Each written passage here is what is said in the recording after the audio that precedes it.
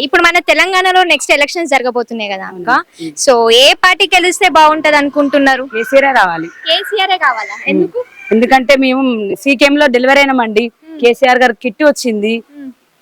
ఏవే పథకాలు స్కీమ్ ఉన్నాయో అవన్నీ ఎలిజిబిలిటీ అయినామండి. చాలా సంతోషం అనిపించింది మాకు. తన ద్వారా మేము చాలా లబ్ధి పొందుతున్నాం. 2000 పింఛనే గాని ఇలాంటివన్నీ మాకు స్కీమ్స్ సంతోషం అనిపిస్తుందండి. పేదోళ్ళకు మాత్రం చాలా సంతోషం వస్తుంది.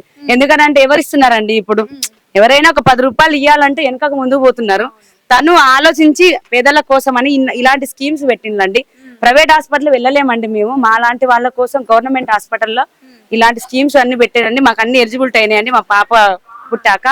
దాని ద్వారా మేము చాలా సంతోషం. ఇప్పుడు నాకు తెలిసి ఇప్పుడు పాప పుట్టిన 10,000 ఏదో సంథింగ్ కూడా ఇస్తున్నారు కదా? వచ్చినాయండి, కిట్ వచ్చిందండి.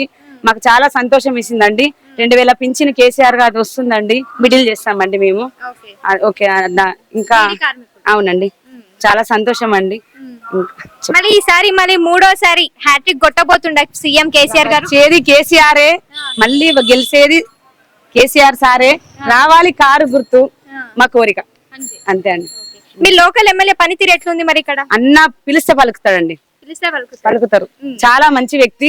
మా లాంటి వాళ్ళ కోసం మాత్రం ముందుంటాను అంతే. మహిళల కోసం అయితే చాలా ప్రిఫరెన్స్ ఇస్తున్నారు అన్నయ్య. చాలా మంచి. చాలా మంది కేసీఆర్ పైన ఆరోపణలు చేస్తుంది కదా. తెలంగాణ వచ్చినప్పటి నుంచి తెలంగాణ అప్పుల కుప్పనే అయింది తప్ప తెలంగాణలో డెవలప్మెంట్ అయితే జరగలేదు అని చెప్పేసి అని అంటున్నారు. అది నిజంగా ఎంతవరకు కరెక్ట్? అది ఓర్వని వాళ్ళండి. ఇప్పుడు ఎట్లుంటదండి, ఇప్పుడు నువ్వు ఇస్తున్నావు కదా అన్ని పథకాలు పేదలకు అమలు చేస్తాను కాబట్టి వాళ్ళకు అది జీర్ణం కావట్లేదు. దాని వల్ల సార్ మీద ఏదో ఒక బండం వెయ్యాలనేసి ఇస్తున్నారు. కానీ మాలాంటి వాళ్ళకు మాత్రం చాలా చాలా గొప్ప వ్యక్తి కేసీఆర్ సారు. మళ్ళీ రావాలని మాకు కోరిక అండి, అంతే. జై తెలంగాణ, జై తెలంగాణ, జై కేసీఆర్, జై టిఆర్ఎస్.